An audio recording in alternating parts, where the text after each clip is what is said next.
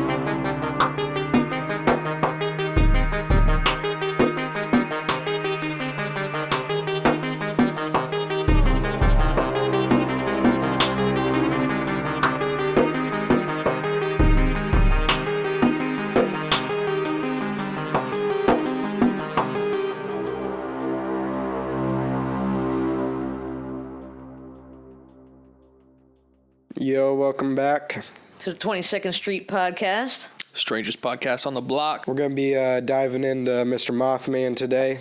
Back in 1966, Point Pleasant, West Virginia was first sighting of him. I think this area was used to help construct bombs. There was... or some sort of weapons that were being used. Sort of weapons that were being used, yep. There was a government or a army facility that was in this town. Deep in the woods, it was kind of put off in a place where, people aren't going to go. The people who were transported there to work were transported on a bus with blacked out windows. So, they didn't want people knowing about this area when it was being used. Yep. Right, kind of a secluded, woody place, right? Like, not a lot of goings on there besides those kind of secret things. Yep. Yeah, just normal government stuff, I guess. Government creepies. Yeah, so these guys, these gravediggers kind of working back in that area, right? They kind of saw this creature for the first time, huh? Think so, yeah. That's what it seems to be. That story's kind of brushed over a little bit. They're acknowledged as the first people that saw it, but people focus a little bit more on when couples and other people started seeing it, because after these couples were out in this area, doing who knows what in the 60s, Yeah. racing their cars, Right. smoking some weed. Maybe some psychedelics. Yeah, maybe tripping balls. I don't know. Tripping balls out there. After those sightings, they really started to pick up. I think there were like 60 in a really short time frame. And that one to me is pretty interesting. The one that kind of set all those off. So, they have really long stretches of road in that wooded area. So kids are going to race and do all kinds of stuff. And that's exactly what some people were doing. And they were going down this road and they saw the creature for the first time. And I think it just kind of looked at them and shied away. But they still, from that point, realized that it was a large man-like creature with wings and red eyes. Right, and that's kind of when the mania started taking place, right? And Yep. Oh, yeah. Well, and the second part of that is when they were racing, they were going 100 miles an hour or more, and the creature was flying at the same speed that they were. And there's even rumors that, it scratched the top of the car and was after them at some point. For sure. I mean, that's got to be, pretty freaky. You're just out there minding your own business. You're kind of getting into trouble, right? But yeah, then all of a sudden there's this freaking winged creature just scratching on your car or, chasing you. Shit. Yeah. Yeah. If you do not know who Mothman is, just put some optimistic goggles on real quick, some glasses on that'll make you kind of see some things that might be there, might not be there. So, Yeah, and there's a lot of speculation around the other things it could have been. There's birds that aren't necessarily native to the area but could end up there. Mm-hmm. They're the sandhill cranes, and they are also known to have these red circles around their eyes. And then, of course, birds do, the back of their eyes reflect red anyway. Mm-hmm. So it's they had huge eyes. They have these circles, so maybe that is the huge red eyes that people were seeing. Sure. Then there's also owls.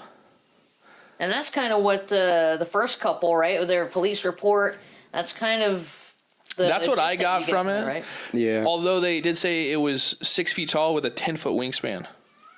That's pretty crazy. I mean, like, you know, I like when people start diving into these theories about that it had something to do with what was in the water in the area, because I don't believe that what these people saw was just some kind of bird. Right. I mean, Tanner, I know you were kind of chatting about, those chemicals kind of getting into the water a little bit when we were chatting the other day. Like, what do you think, that stuff can kind of do to animals in the area?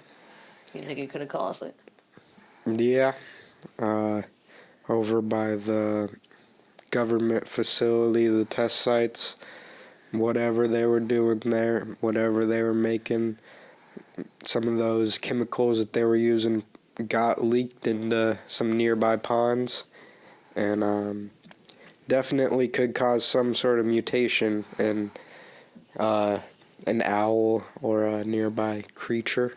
Right. I don't think it's a stretch at all to say that somehow, it's not crazy to think that one animal out of all the animals that were in the area somehow mutated into something crazy.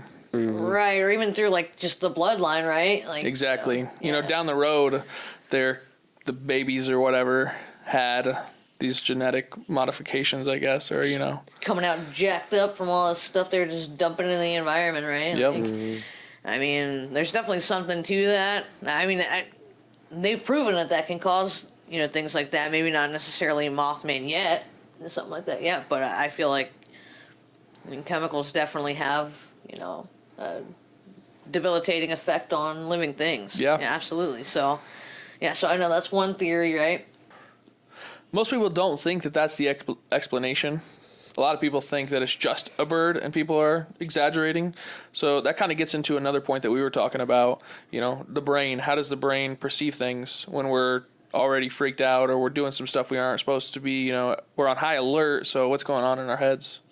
Well, when you kind of look at the brain, I feel like there's a few things that it really could have been, if we want to consider that Mothman isn't necessarily real and maybe just a figment of our imagination. So, I mean, in the 60s, right, there's like psychedelics going around, people were dropping acid, people were smoking a lot of pot, so it could be just simply drugs. People were just seeing things that weren't there in the first place just due to that. But also the brain just has like a crazy ability and knack for filling in patterns.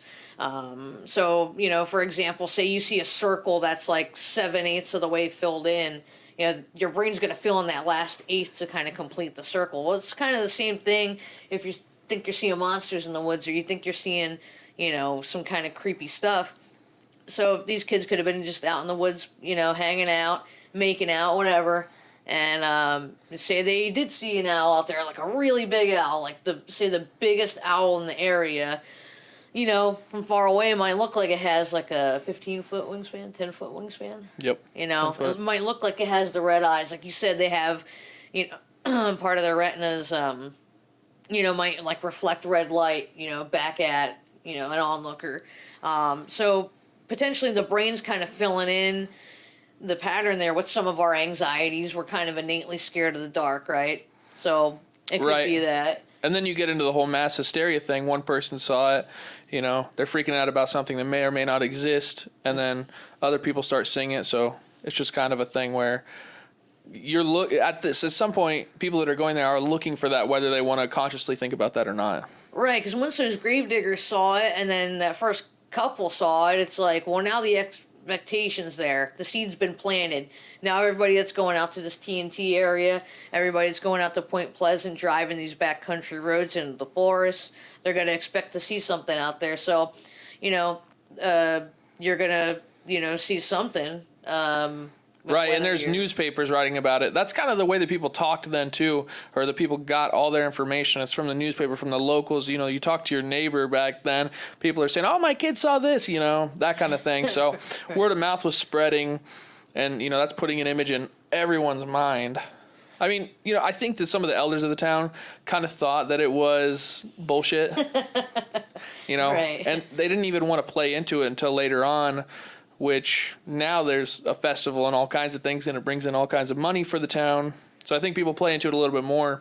And I think that having people come there and having this museum that they have there too actually got people who didn't believe to kind of get a better idea. And some people that, are older there have converted and think that Mothman is real from talking to other people about it. Right now they're like making some dough and, having some fun with it. So I think that really, it's funny how money can kind of change your mind on things. Well, but... and it's like, okay, there randomly a statue got erected. I don't think anyone. It's a pretty dope looking statue. It is sick. I don't know if the town kind of knew much about it or whatnot. It just kind of showed up there one day. Obviously someone had to give it the okay, but I think it was kind of unexpected. And from that point, I feel like, I don't know, people should have maybe at the beginning just had fun with it. But I guess, small towns and stuff, you don't want to be known for something crazy. You don't want to be looking like, oh yeah, that's the town. They all believe in that Mothman. Right. But at the same time, it's like a point of pride, And I would take it like that. I would definitely take it like that coming from a small town, I'm sure. But, actually, on that topic. We're from Council Bluffs. Right. So our mascot would probably be Meth Man. Yep. Well, I was going to Council say. Bluffs, let's get a statue of Meth Man, please. We can attract some tourism. Maybe bring in $2 million of revenue like West Point, Pleasant Point, Virginia. He's got wings, but they're like meth pipes.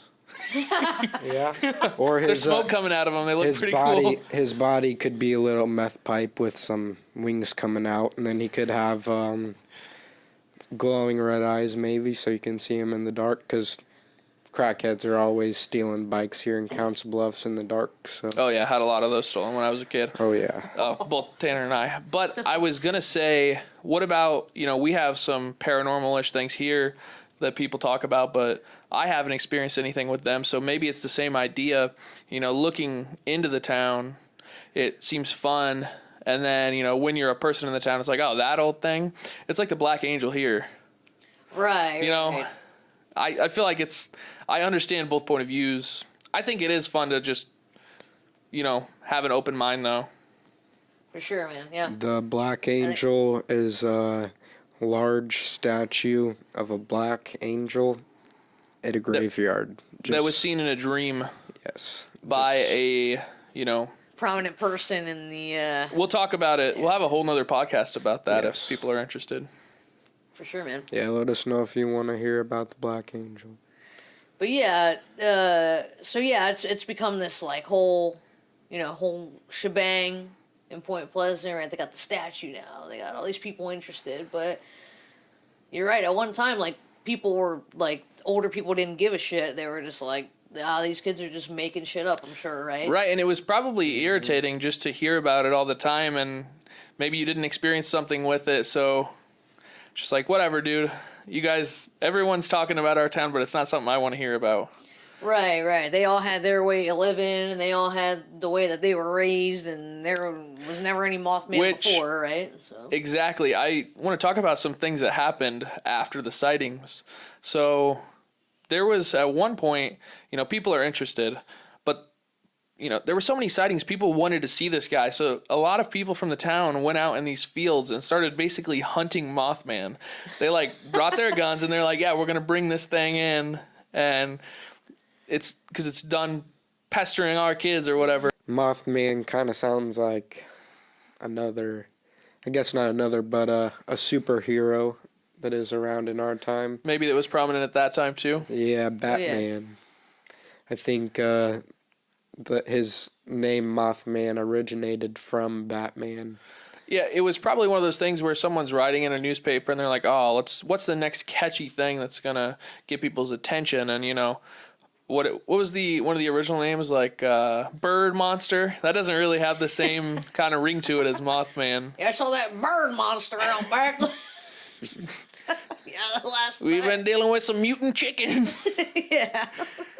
So, but Mothman definitely sounds a lot smoother, But yeah, to the point. no one has ever really described it being anything like a moth. No. More so like a man with wings and kind of bird-like wings. Some people even talk about feathers. Oh, So that's pretty interesting. Yeah, I saw one witness talking on a documentary, and she was talking about the feathers and how she said it was just sitting outside of her car window. She said if I would have rolled the window down, I could have touched it. It's pretty crazy. freaky, man. Oh God. Speaking of Batman, some people kind of perceive Mothman as someone who was foreshadowing events, trying to help people out, but, not being super direct about it. So what was some stuff that was going on at the time that... 1967, he was seen at a bridge before, a few days before it collapsed. I believe that there was 60 cars on that bridge, and 45 people, or all 60 cars plunged into the river, and 45 people died from that. 45, 46, something Silver like Bridge? that. Yep. And he was seen a few days before, and some people thought it could have been a warning. Yeah. Yeah, and so people have all kinds of crazy conspiracies when it comes to stuff like this. People say they saw him at other major catastrophes like that. And they're wondering, did Mothman play into this and cause something like this? Or did Mothman foreshadow that it was going to happen and try and help people out? Which, I think the movie that you watched, Carissa, I think that kind of has, this idea of some foreshadowing and stuff in it. Yeah, so Richard Gere was in that movie, and it was literally called Mothman Prophecies because it was, kind of all about this journalist John Keel and his kind of trip to West Virginia and his experiences with Mothman. It's enriched with some fiction, but in this case, he kind of speaks to the people, whether it's through a phone. There's even a part where he talks through a sink to somebody, and he kind of appears to certain people to kind of foreshadow what's going to happen. It's really freaky. I really like the aesthetic for Mothman in the movie. There's some points where he really looks like a giant moth flying into people's cars. Then there's, other parts where he's just kind of like this man with wings, and the wings kind of come down and form like this cloak around him, and he just kind of walks towards your car like this freaky humanoid kind of form out of the darkness. Really creepy, really awesome film. Love Richard Gere, handsome son of a gun. And so he comes and warns about a plane crash.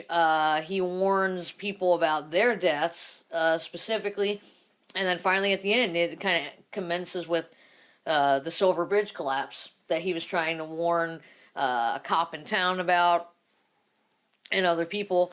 And eventually it just kind of happened. So I'm not really sure where the fiction ends and where the truth begins, but the movie is like just a really awesome film, very fascinating. And that's kind of where my whole interest lies. I really like the whole prophesizing part. That's just really freaking interesting to me. Because it kind of makes you wonder, like, is he some sort of beacon that can operate outside of, time itself and kind of know what's going to happen? And is he like a force for good? Yeah, I like that theory too. I like that, last week you guys were talking about that whole fly metabolism thing where, the way that flies can dodge you so easily is because of the way they perceive time and things like that. So they see things before it happens basically in our perception. And it's interesting because, what if it was some sort of bug or fly or bird and it already had an interesting perception, it was mutated, and then, it can, like you said, kind of float outside of the idea of time. It can go to where it wants, it can zoom around and fly to places, mess with people, predict things, who knows? Right. Is it like some kind of like all-knowing being that can like literally step out from the fabrics of these constants that we kind of have, that And we just have no idea yet how to do so. We have no idea if there's actually creatures that can do this, because we can't really prove that Mothman can, but it's just a crazy idea. Are there things out there that we can't see or can't, experience, but there are other things that can? It's crazy to think about. Yeah, it is. So what's your theory? Being optimistic, and if I do believe in Mothman, he's an interdimensional creature. He's able to pass through whatever time he wants. He's able to do whatever he wants. Maybe he's used for good and foreshadows things like the bridge crash to maybe warn people. Who knows? He could be a demon that was summoned. Could be a curse. Yeah, there was some kind of theory, which I believe was disproved as far as what actually happened, but there was a theory that Native Americans who were in this war, as a last resort, were kind of, yelling that they were going to place a curse on the land in general. So some people think that ties into it. The general or whatnot retreated, and he cursed this town. So, Right, so is Mothman just like the result of that curse? It could be, Right. Or Yeah. it's one, one belief, just like many others.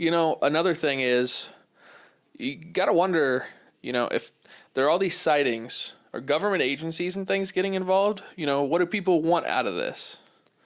Right. Do people want to find Mothman and experiment? We know that people from the local town had this weird thing where they were going to hunt him. What would they have done? They were going to get some of that moth meat, hack them up, and Is he cook packing? them out on the Barbie. Yeah. But yeah, it's like, okay, maybe it was the FBI looking for Mothman? Were people actually concerned? Did they find Mothman or a relative of Mothman? Because there are sightings currently. A couple years ago, there were a bunch in Chicago. Oh, right. What, 2017, 2018 kind of Yeah, thing? over 2017 and 2018, it looked like there were like close to 100 sightings, I believe, And where between did the two.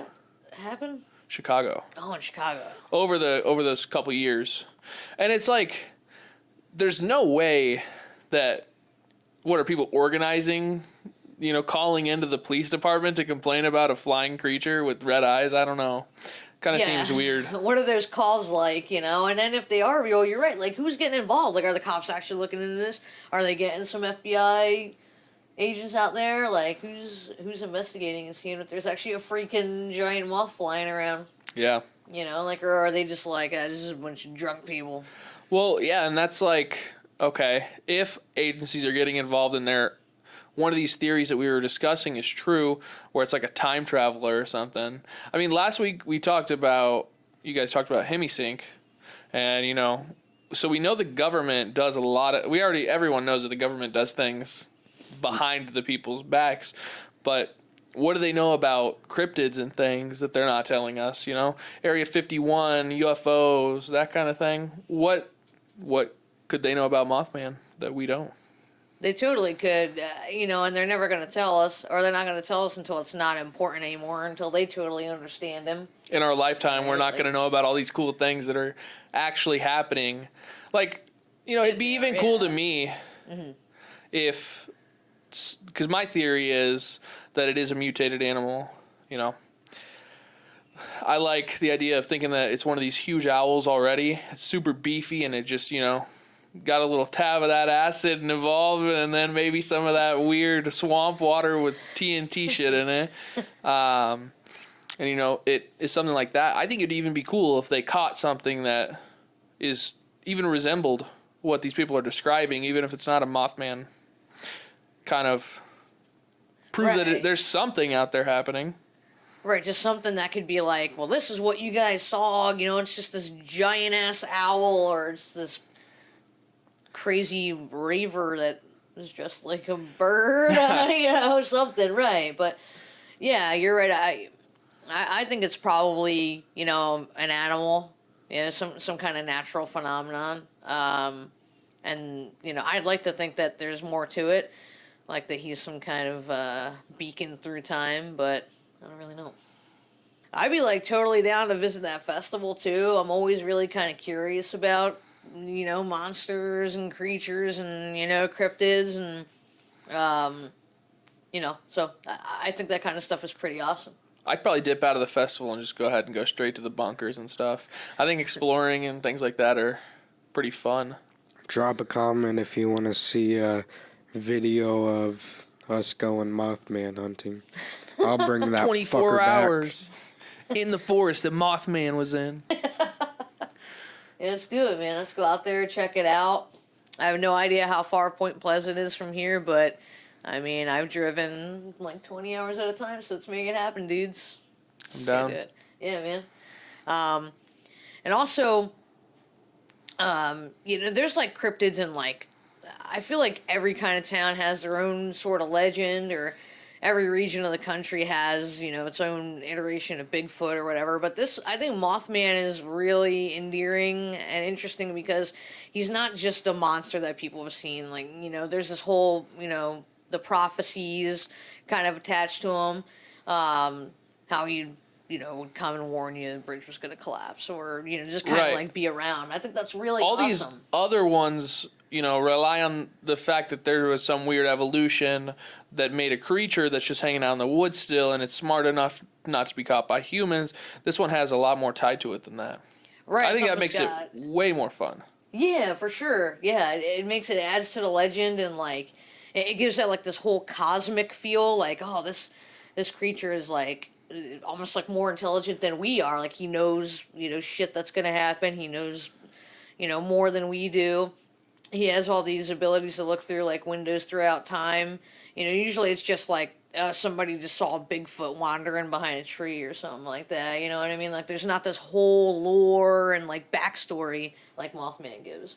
Well, and that reminds me of one of the gals who was in a mini doc.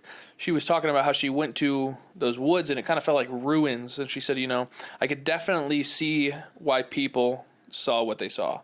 Even if it wasn't Mothman, I could see myself, envisioning a Mothman creature in this area. And it just kind of had that feeling to it. It was eerie, like the perfect environment for your brain to kind of go wild. Right, because I mean, we all probably at some point when we were, young teens or even young adults, like, you kind of hear about that legend in town or that weird thing that people see back in, old man Red's woods, or whatever, and you go out there and you investigate, and you always get that feeling, right, that doom and gloom feeling. You see, like, the old abandoned buildings that are overgrown. It's just like eerily quiet. You just hear some like animals calling in the distance or crickets, or you just hear your footsteps through the sticks and the dry leaves, and you start getting just that kind of anxiety creeping up your back, right? And so that's exactly kind of what that girl kind of painted, for us in that documentary. So it really makes you think, this is exactly how these people felt that night when they saw Mothman. Yeah. Yeah, this was our second episode, so we're just getting into the feel of things, getting the groove. We're going to try and get one out every week, every Sunday, so if you want to stay tuned, subscribe to us, like, share, yeah. See you guys Show your grandma. next week.